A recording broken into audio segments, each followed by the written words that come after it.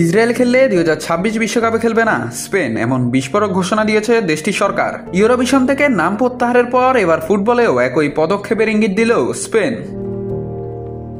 মঙ্গলবার কংগ্রেসের দলীয় মুখপাত্র পাত্রি লোপেস জানান, ইসরায়েল অংশ নিলে স্পেন নিজেদের বিশ্বকাপ থেকে সরিয়ে নেওয়ার পথও খোলা রাখবে।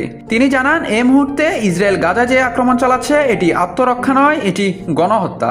প্রতিদিন টেলিভিশনে শিশু হত্যার দৃশ্য দেখা যায়, মানুষ খাদ্যের জন্য বের হলেই গুলি করা হয়। লোপেস আরও বলেন, স্পেনের জনগণ মরতে থাকা মানুষের পাশে দাঁড়াতে চায়, নীরব থাকতে নয়। তাই ইসরায়েলি দল অংশ নিলে রাস্তায় ব্যাপক প্রতিবাদ হবে বলেও সতর্ক করেন তিনি প্রশ্ন তোলেন, রাশিয়ার মতো ইসরায়েলকেও কেন ক্রীড়াক্ষেত্রে নিষিদ্ধ করা হবে না? রাশিয়াকে বাদ দেওয়া হলে ইসরায়েলকে কেন নয়? যদি আন্তর্জাতিক ক্রীড়া সংস্থাগুলো ইসরায়েলকে নিষিদ্ধ না করে, তবে 2026 সালে যুক্তরাষ্ট্র, মেক্সিকো ও কানাডায় আয়োজিত ফুটবল বিশ্বকাপ থেকে সরে দাঁড়াতে পারে স্পেন।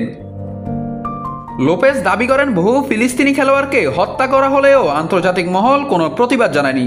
প্রশ্ন রাখেন, খেলাধুলা কি আদৌ খেলাধুলার জন্য নাকি কেবল অর্থের জন্য? ফলে ইসরায়েল ইস্যুতে ফুটবল বিশ্ব এখন এক অনিশ্চয়তার সামনে। সত্যি কি বিশ্বকাপ বর্জন করবে স্পেন, তা জানার অপেক্ষায় গোটা বিশ্ব ক্রীড়াঙ্গন। নাত রাহুল, নিউজ না স্পোর্টস।